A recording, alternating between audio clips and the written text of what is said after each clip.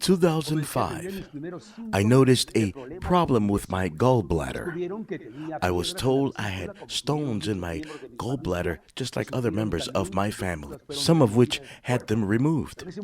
At this moment, I did not feel the peace of God about having surgery, and I began to pray and declare. This time I had better knowledge concerning those prayers that change families. I began to confess the Word of God and remind God about what the Word of God says concerning healing. I went through 2 years of suffering. Many times I would get an attack in the middle of a restaurant after preaching. I remember while in the country of Colombia, we were about to begin the second day of training for pastors, and it was my turn. And in the middle of the meeting, I began to feel pain again.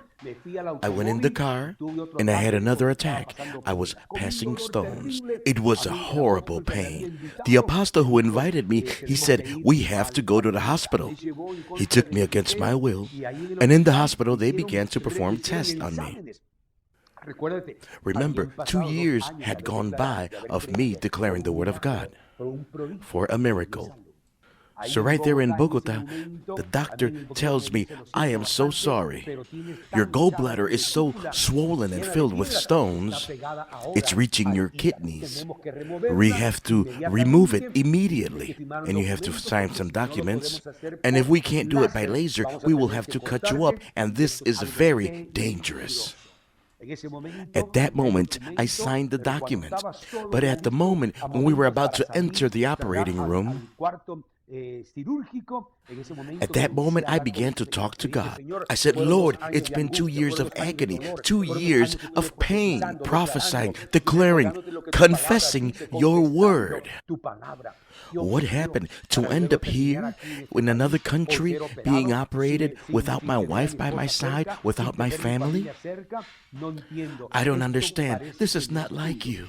Lord, please, if I've done something wrong, please forgive me." To make a long story short, the hospital administrator asked for a $3,000 deposit. And by not having it, that was a sign that it was time for me to leave. They said, "You can't leave. Your life is in danger." The doctor tried to negotiate with the hospital administrator so that I could get the operation for free. And I said, "No, I am a minister and this is fraud." He said, "Sir, I'm trying to save your life." I said, "No, thank you." I signed the documents. I went directly to the church. Pastor Concua was finishing his workshop. We went out for lunch and we finished the conference for the glory and honor of God. I continued declaring, I continued prophesying what the Word of God says. Ladies and gentlemen, 2 years of suffering continually. And now I found myself in Barcelona, Spain, in a 3-day congress for pastors. And I met an elderly pastor. And he had gone through a heart transplant. He had to take a lot of medicine. He walked very slowly. He wasn't able to pray much and fast due to his condition. But he taught me to come in agreement. We prayed together. And I understood what Matthew 18 verse 19 says, that when two come in agreement to ask for anything here on earth, our Father in heaven will do it.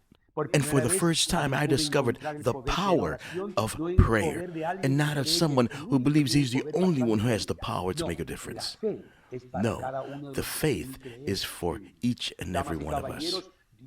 Ladies and gentlemen, God did the miracle. And never again after 2007 have I had problems with the gallstone. Prayers that change families.